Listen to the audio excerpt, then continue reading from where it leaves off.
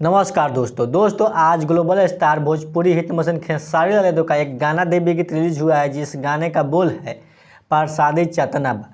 इस गाने को लेकर के विरोधी लोग इस पर विवाद खड़ा कर रहे हैं कि गाना चंदन चंचल का है और चंदन चंचल का गाने का धुन खेसारी लाल यादव ने चुरा लिया है, जिस गाने को चंदन चंचल गाए थे देवरा धोनी चतना बा।